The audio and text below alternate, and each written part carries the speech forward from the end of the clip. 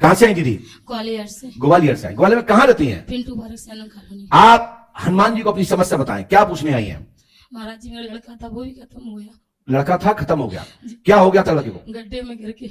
गड्ढे में गिर के। अच्छा। बोल उठाने के लिए गया। अच्छा, और कोई समस्या घर में? हाँ, उसी दिन मेरे पति भी खत्म हो गए थे। वही ना, एक ही तारीख में, ऐसे 1 साल बाद। 1 साल बाद।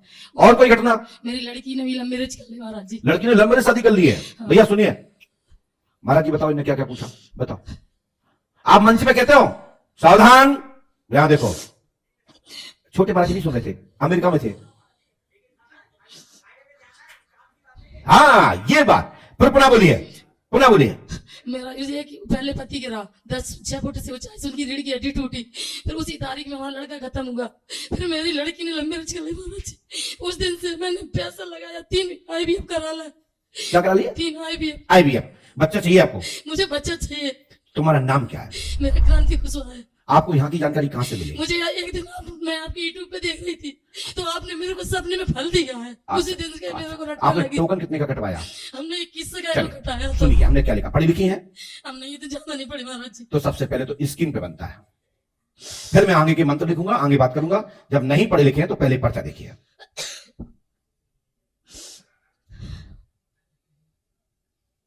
चलते हैं पर्चे में हमने क्या लिखा, अब एक ही अक्षर देखिए।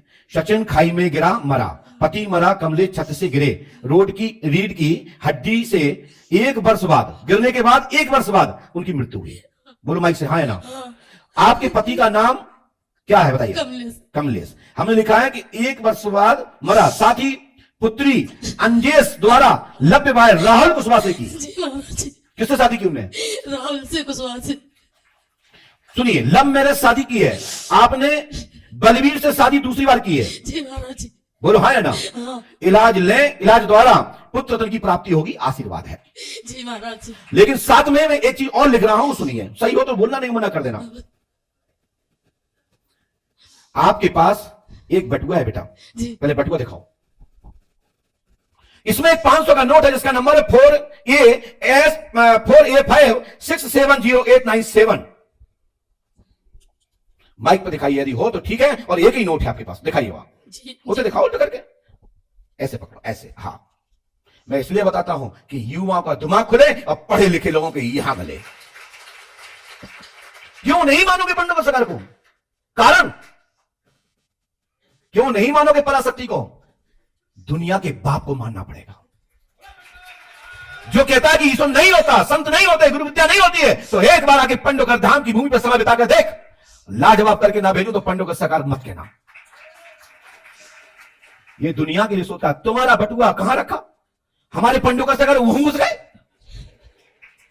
अरे दिल झांकते हैं पंडोकर सरकार, दिल झांकते हैं और मन को खकोल के फेंक देते हैं। जहां से इन्हें भी नहीं सोचा होगा कि हमारे जेब में ये नंबर का नोट होगा। जहां से मैं जानता हूं मेरे गुरुजी की कृपा से मैं लिख दिया, वही हो गया। इसको क्या कहेंगे? आप क्या कहेंगी? क्या ये नोट किसने दिया? कौन सी बैंक से लाए? कब से लाए? कहां रखे थे? किसने दिया? दम है तो पकड़ के दिखाओ और जिन पे ले जाओ। कौन वैज्ञानिक ले जाना चाहता है? हमारे यहां इनका पर्चा लिखा है और मैंने नंबर बताया है। दम है तो टोक के दिखा देना जिंदगी में कभी भी। बोलो बहन, ये नंबर कहां से लाएंगे नोट? कहीं से नहीं, पैसे रखे थे 500। कुछ पैसे थे, कुछ खर्च गया कि बचा था मेरे पे। वाह, ये है पंडोकर सरकार। अब मैं क्यों डरूं? जाओ, परख नली से ही बच्चा होगा, आशीर्वाद है। और मैं इसके बाद मंत्र लिखता हूं और इसके बाद पर्चा भी आप पढ़ें।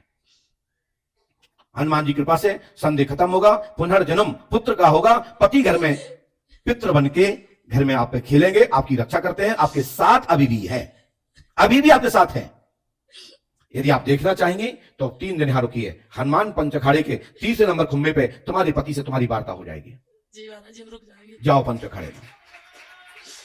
महाराज जी, एक बात पूछना चाहिए। बोलिए बहन। ऐसा जो हम 3 IVF करा ले, मैडम पता कुछ नहीं, पहले सही बता सकते, आप करें इन्फेक्शन बता। माइक नीचे रख दो, नीचे उतर जाओ और मैडम से कह देना कि तुम मेरे जेब में रखा हुआ 1 नोट नंबर बता दो, हम इन्फेक्शन मान लेंगे।